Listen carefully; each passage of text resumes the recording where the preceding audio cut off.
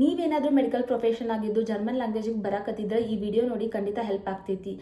ಒಂದಿಷ್ಟು ಜನ ಏನಂತ ಅನ್ಕೊಂಡಿರ್ತಾರೆ, ಜರ್ಮನಿಗೆ ಬಂದಾದ್ಮೇಲೆ ಮೆಡಿಕಲ್ ವರ್ಡ್ಸ್ ಕಲ್ತ್ರಾತು ಈ ಥರ ಅನ್ಕೊಂಡಿರ್ತಾರೆ. ಬಟ್ ಇಲ್ಲಿಗೆ ಬಂದು ನೀವು ಪಶ್ಚಾತ್ತಾಪ ಪಡೋಕ್ಕಿಂತ, ಇಲ್ಲಿಗೆ ಬಂದು ಸ್ಟ್ರಗಲ್ ಮಾಡೋಕ್ಕಿಂತ ಸೊ ಇಂಡಿಯಾ ಒಳಗಿದ್ದಾಗ ಮೆಡಿಕಲ್ ವೊಕ್ಯಾಬ್ಸ್ ಕಲ್ತ್ ಬರ್ರಿ ಅಂತ ನಾನು ಹೇಳ್ತೀನಿ. ಯಾಕಂತಂದ್ರೆ ಇಲ್ಲಿ most of the people English ಮಾತಾಡಲ್ಲ. Even diagnose, terms and conditions ಆಗಿರ್ಬೋದು, ಸೈನ್ಸ್ ಸಿಂಪ್ಟಮ್ಸ್ ಆಗಿರ್ಬೋದು, ಓನ್ಲಿ 10% ಇಂಗ್ಲೀಷ್ ಥರ ಸೇಮ್ ಇರ್ತೈತಿ. ಬಟ್ ಸ್ಪೆಲ್ಲಿಂಗ್ಸ್ ಚೇಂಜ್ ಇರ್ತೈತಿ, ಆಮೇಲೆ ಪ್ರೊನೌನ್ಸಿಯೇಷನ್ ಚೇಂಜ್ ಇರ್ತೈತಿ. ಉಳಿದಿದ್ದು 90% ವರ್ಡ್ಸ್ ಜರ್ಮನ್ ಒಳಗಡೆ ಜರ್ಮನ್ ಲ್ಯಾಂಗ್ವೇಜ್ ಒಳಗೆ ಬೇರೆ ಥರ ಇರ್ತೈತಿ. ಸೊ ಅದಕ್ಕೋಸ್ಕರ ಎಷ್ಟು ಜರ್ಮನ್ ಲ್ಯಾಂಗ್ವೇಜ್ ಇಂಪಾರ್ಟೆಂಟ್ ಇರ್ತೈತಿ ಅಷ್ಟನ್ನ ಮೆಡಿಕಲ್ ವೊಕ್ಯಾಬ್ಸ್ ಇಂಪಾರ್ಟೆಂಟ್ ಇರ್ತಾವೆ.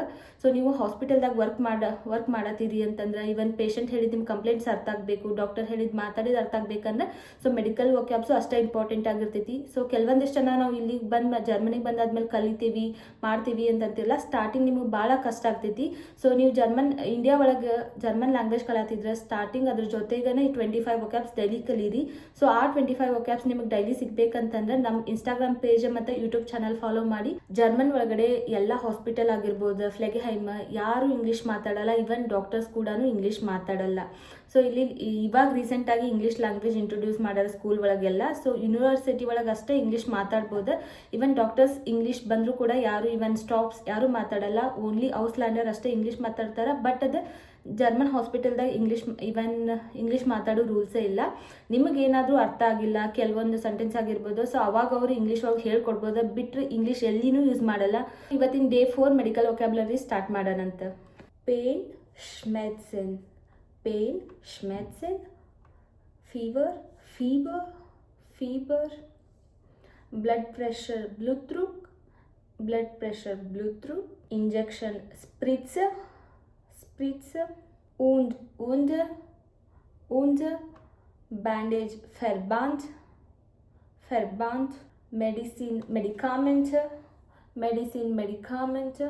Tablette, syrup, Saft, drip or IV, infusion, IV in German, IV, oxygen, Sauerstoff, breath atom, pulse, in English also same, German also pronunciation same, but spelling is changed. Temperature,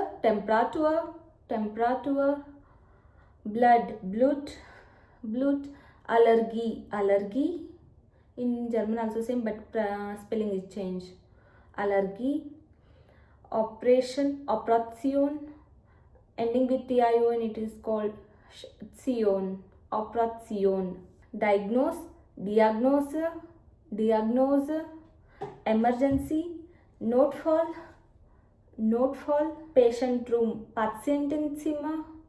Patientenzimmer, bed, wheelchair, rollstool, urine, Stuhlgang, recovery, Genesung. Sometimes ಹೆಂಗೆ ಆಡು ಭಾಷೆ ಅಂತ ಹೇಳ್ತೀವಲ್ಲ ಕನ್ನಡ ಒಳಗಡೆ, so German ಒಳಗಡೆಗೂ ಉರಿನಿಗೂ ಪಿಪಿ ಅಂತ ಅಂತಾರೆ. So ಅದು ಕೆಲವೊಂದು ಡಿಮೆನ್ಸ್ ಪೇಷಂಟ್ಸ್ ಇರ್ತವೆ. ಸೊ ಅಂಥವ್ರಿಗೆ ನಿಮ್ಮ ಹೋಗಿ ಉರಿನಂದ್ರೆ ಕೆಲವೊಮ್ಮೆ ಅರ್ಥ ಆಗೋದಿಲ್ಲ. ಅವ್ರಿಗೆ ಪಿಪಿ ಅಂತಂದ್ರೆ ಅರ್ಥ ಆಗ್ತೈತಿ. ಇನ್ನೊಂದು ಸ್ಟೂಲ್ಗಾಂಗಿಗೆ ಕಕ್ಕ ಅಂತಾರೆ, ಅದೇನು ಕನ್ನಡ ಒಳಗೂ ಕಕ್ಕ ಅಂತಾರೆ. ಸೊ ಜರ್ಮನ್ ಒಳಗೂ ಸೇಮ್ ಕಕ್ಕ ಅಂತಾರೆ ಡಿಮೆನ್ಸ್ ಪೇಷಂಟಿಗೆಲ್ಲ. ಸೊ ಅವ್ರಿಗೆ ಅರ್ಥ ಮಾಡಿಸ್ಬೇಕಂತಂದ್ರೆ ಸೊ ನಾವು ಅವ್ರದ್ದು ಆಡು ಭಾಷೆ ಒಳಗೆ ನಾವು ಕೇಳಬೇಕಾಗ್ತೈತಿ. ಕರ್ನಾಟಕದೊಳಗಡೆ ಯಾವ ಥರ ನಾವು ನಾರ್ತ್ ಕರ್ನಾಟಕ, ಸೌತ್ ಕರ್ನಾಟಕ ಅಂತ ಹಿಂಗೆ ಏನು ಅಲ್ಲಿ ಬೇರೆ ಬೇರೆ ಲ್ಯಾಂಗ್ವೇಜ್ ಯೂಸ್ ಮಾಡ್ತೀವಲ್ಲ, ಸೊ ಜರ್ಮನ್ ಒಳಗಡೆನೂ ಬೇರೆ ಬೇರೆ ಲ್ಯಾಂಗ್ವೇಜ್ ಯೂಸ್ ಮಾಡ್ತಾರೆ. ಸೊ ಅಂಥವಕ್ಕೆ ಡಯಾಲೆಕ್ಟ್ ಅಂತಂತಾರೆ. ಸೊ ಇವಾಗ ನಾವು ಬಾಡೆನ್-ವ್ಯೂರ್ಟೆಂಬರ್ಗ್ ಒಳಗೆ ಇರೋದ್ರಿಂದ ಸೊ ಇಲ್ಲಿ ಶ್ವೇಬಿಶ್ ಯೂಸ್ ಮಾಡ್ತಾರೆ.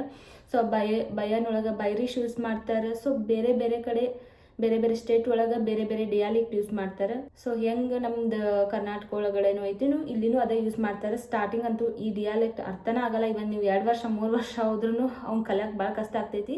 ಸೊ ನಾವು ಪುಸ್ತಕ ಒಳಗಿರೋದು ಜರ್ಮನ್ ಲ್ಯಾಂಗ್ವೇಜ್ ಕಲ್ತು ಬಂದಿರ್ತೈತಿ. ಸೊ ಇಲ್ಲಿ ಇದು ನಾರ್ಮಲ್ ಲ್ಯಾಂಗ್ವೇಜ್ ಅಂದ್ರೆ ಆಡು ಭಾಷೆ ಲ್ಯಾಂಗ್ವೇಜ್ ಏನು ಕಲ್ತಿರಂಗಿಲ್ಲ. ಸೊ ಅದು ಸ್ಟಾರ್ಟಿಂಗ್ ಹೋಗ್ಕೊಂತ ಈಸಿಯಾಗಿ ಅರ್ಥ ಆಗ್ತೈತಿ. ಆಮೇಲೆ ಅದು ಇವನ್ ಪೇಷಂಟ್ಸು ನಮಗೆ ಅರ್ಥ ಆಗಲಿಲ್ಲ ಅಂದ್ರೆ ಪೇಷಂಟ್ನ ನಮ್ಮನ್ನ ಎಷ್ಟೊಂದು ಸರಿ ನಾವು ತಪ್ಪು ಮಾತಾಡಿದ್ರೆ ಅವ್ರು ನಮ್ಗೆ ಕರೆಕ್ಟ್ ಮಾಡ್ತಿರ್ತಾರೆ. ಎಲ್ಲ ಆಗ್ತೈತಿ.